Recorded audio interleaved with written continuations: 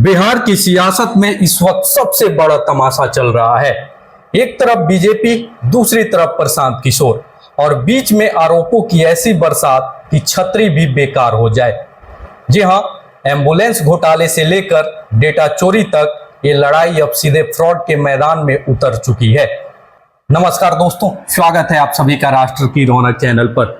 आज हम आपको बिहार की सियासी रणभूमि में चल रही एक ऐसी महाभारत की कहानी सुनाने जा रहे हैं जिसमें एक तरफ है राजनीतिक रणनीतिकार प्रशांत किशोर और दूसरी तरफ है बिहार की सत्ताधारी पार्टी बीजेपी।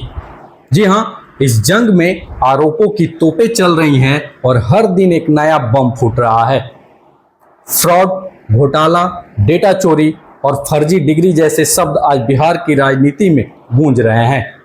जैसे जैसे बिहार विधानसभा चुनाव नजदीक आ रहा है, बीजेपी और प्रशांत किशोर के बीच का टकराव चरम पर पहुंच गया है। अपनी पार्टी जन सुराज के जरिए प्रशांत किशोर ने बीजेपी नेताओं पर सीधे और तीखे हमले शुरू कर दिए हैं। वहीं बीजेपी ने भी पलटवार करते हुए उन पर 2020 के विधानसभा चुनाव के दौरान डेटा और विचारों की चोरी का आरोप लगाते हुए एफआईआर दर्ज करा दी है।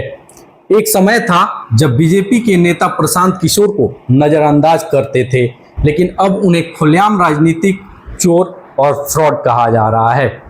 यह बदलाव तब आया है जब प्रशांत किशोर ने एक के बाद एक बीजेपी के बड़े नेताओं को निशाना बनाना शुरू किया। प्रशांत किशोर ने सबसे पहले बीजेपी के प्रदेश अध्यक्ष दिलीप जायसवाल पर मेडिकल कॉलेज धोखाधड़ी हड़पने का आरोप लगाया। इसके बाद डिप्टी सीएम सम्राट चौधरी पर फर्जी शैक्षिक रिकॉर्ड का आरोप लगाया और अब सबसे ताजा हमला बिहार के स्वास्थ्य मंत्री मंगल पांडे पर हुआ है। जी हां, जिसमें एम्बुलेंस घोटाले का बड़ा आरोप है।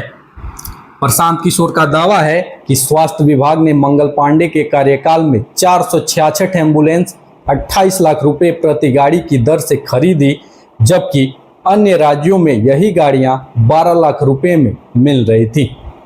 उन्होंने ये भी आरोप लगाया कि बीजेपी प्रदेश अध्यक्ष ने पैसे लेकर एक मेडिकल कॉलेज को डीम्ड यूनिवर्सिटी का दर्जा दिलाया।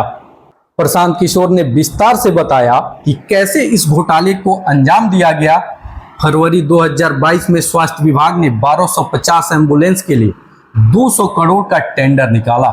सरकार ने 466 एम्बुलेंस 19.58 लाख प्रति गाड़ी की दर से खरीदी। इसमें सवाल तब खड़े हुए जब टाटा मोटर्स को यह कहकर बोली से बाहर कर दिया गया कि उनकी गाड़ियों में पूरी तरह एसी है, जबकि नियम सिर्फ मरीज वाले हिस्से में एसी की शर्त रखता था। अंत में सिर्फ फोर्स कंपनी की एम्बुलेंस खरीदी गई। उन्होंने आगे कहा, सिर्फ 3 साल में इन एम्बुलेंस की कीमत 19 लाख से बढ़कर 28.47 लाख रुपए हो गई, जबकि फोर्स की वेबसाइट पर यही एम्बुलेंस 21 लाख की है। ओडिशा ने 18 लाख में और यूपी ने 12 लाख में यही एम्बुलेंस खरीदी। ऐसे में सवाल उठता है कि बिहार में कीमतें क्यों बढ़ाई गई। अब पीके पूछ रहे हैं, क्या एम्बुलेंस में सोने का गियर लगा था या फिर इस महंगे सौदे से किसी की जेब भरनी थी। किशोर यहीं नहीं रुके, उन्होंने आरोप लगाया कि मंगल पांडे ने दिलीप जायसवाल से द्वारका में फ्लैट खरीदने के लिए 25 लाख रुपए की रिश्वत ली। साथ ही उन्होंने स्वास्थ्य मंत्री रहते हुए दिलीप जायसवाल को एक मेडिकल कॉलेज देकर उसे डीम्ड यूनिवर्सिटी का दर्जा दिलाया। उन्होंने नए मुख्य सचिव प्रत्यय अमृत से भी इस खरीद के बारे में जवाब मांगा। प्रशांत किशोर ने तीखे शब्दों में कहा, बिहार में माना जाता है कि लालू भ्रष्ट हैं, लेकिन बीजेपी तो आरजेडी से भी बड़ी चोर है। ये लोग पर्दे के पीछे चोरी करते हैं। ये गोविंदाचार्य और कैलाशपति मिश्रा वाली बीजेपी नहीं, ये गुंडों और भ्रष्टाचारियों वाली बीजेपी है। जुलाई में प्रशांत किशोर ने डिप्टी सीएम सम्राट चौधरी पर भी बड़ा आरोप लगाया। उन्होंने कहा, मेरे पास सम्राट चौधरी से जुड़े सारे दस्तावेज हैं। वे 7वीं कक्षा में फेल हुए थे। उनका असली नाम राकेश कुमार है। कोर्ट ने झूठा हल्फनामा देने के कारण उनका चुनाव रद्द कर दिया था, लेकिन फिर वे नए नाम राकेश कुमार उर्फ सम्राट चौधरी से वापस आ गए।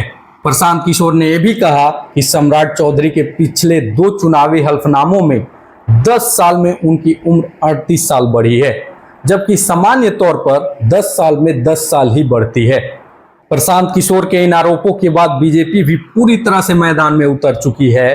बीजेपी ने उनके खिलाफ एफआईआर दर्ज कराई है, जिसमें उन पर सम्राट चौधरी की प्रतिष्ठा को नुकसान पहुंचाने का आरोप है। पार्टी ने किशोर पर फ्रॉड और राजनीतिक चोर होने का आरोप लगाया है।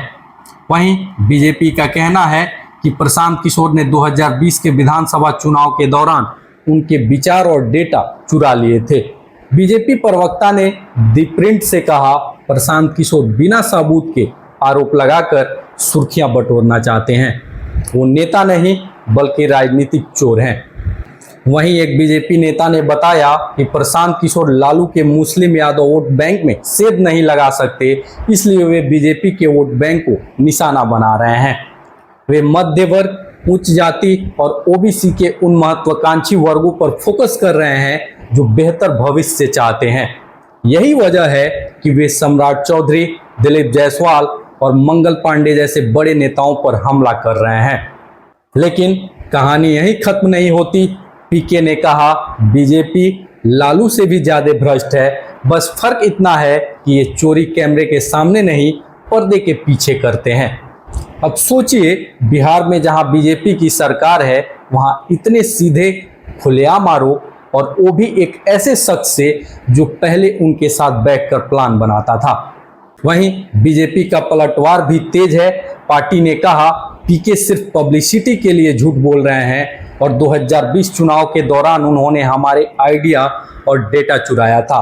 यहां तक कि उनके खिलाफ एफआईआर दर्ज हो चुकी है, जिसमें डेटा चोरी से लेकर पॉलिटिकल फ्रॉड तक के इंजाम है। लेकिन असली खेल क्या है?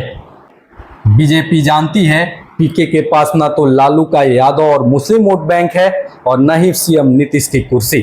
तो फिर ये वार क्यों?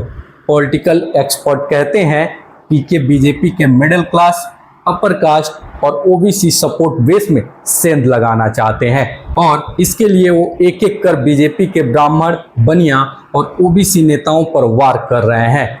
यानी ये सिर्फ इल्जामों की लड़ाई नहीं, ये आने वाले चुनाव की जमीन तैयार करने की कोशिश है।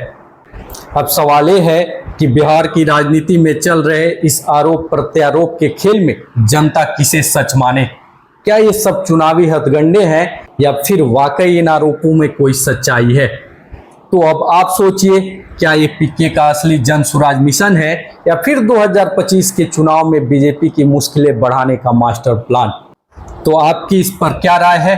कमेंट बॉक्स में जरूर बताएं। क्या पीके सच बोल रहे हैं या सिर्फ एक पॉलिटिकल पब्लिसिटी है? अगर ये वीडियो पसंद आया हो तो वीडियो को लाइक करें और शेयर करें, और साथ ही राष्ट्र की रौनक चैनल को सब्सक्राइब करना ना भूलें। फिलहाल के लिए इस वीडियो में इतना ही। मिलते हैं अगले वीडियो में, तब तक के लिए धन्यवाद। जय हिंद, जय भारत।